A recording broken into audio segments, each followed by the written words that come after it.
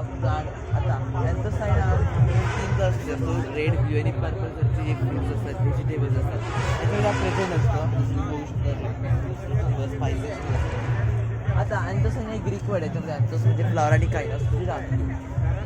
तर अँथोसाईन हा आपल्या डाएटमध्ये घेणं खूप गरजेचं असतं. आता अँथोसाईन वगैरे 500पेक्षा जास्त डाएट्समध्ये बघायला मिळतात. सर्वांना सायन्समध्ये मिळतात. सायन्समध्ये काय येतं तर फ्रुट्स असतात, व्हेजिटेबल्स असतात, ते सायन्समध्ये येतात आणि आपण आपल्या आहारात येणं खूप गरजेचं असतं. आज जपानमध्ये एक बेट ओकिनावा म्हणून ओकिनावा डाएट फॉलो केली जाते. या डाएटमध्ये काय असतं तर असे पर्पलचे फ्रुट्स व्हेजिटेबल्स मोठ्या प्रमाणात खाल्ले जातात.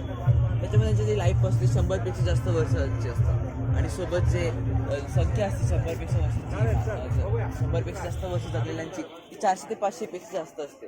नंतर आपण पण ही डाएट फॉलो करणं तेवढंच गरजेचं आहे. आता या डाएटमध्ये आपण असे प्लांट्स जे फ्रुट्स असतात व्हेजिटेबल्स आपण खाल्ले पाहिजेत.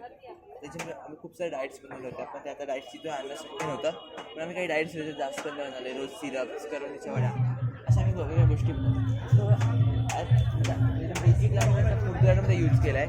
फूड कलर्स बनवले आहेत कलर त्याचा प्रिझर्वेटिव्हमध्ये पॅकेजिंगमध्ये यूज केला आहे बायोपॉलिमर्समध्ये, जेणेकरून प्लास्टिक वेस्ट तो कमी होईल. सोबत आम्ही कॉस्मेटिक्समध्ये यूज केलं, लिपस्टिक सनस्क्रीन बनवले. सोबत फ्रेशनेस इंडिकेटर नॅचरल इंडिकेटर आहे, त्याच्यामुळे आम्ही याचं इंडिकेटर एक्सपेरिमेंट केलं आणि ॲक्टिव्ह बायोफ्युल्स जसे बायोफ्युल्स बनवले बायोडिग्रेडेबल. जे ग्रीनहाऊस असतात ते नॉर्मली प्लास्टिकचे बनलेले असतात. प्लास्टिक हार्मफुल असतात, आम्ही बायोडिग्रेडेबल प्लास्टिक ग्रीनहाऊस. ठीक आहे, छान.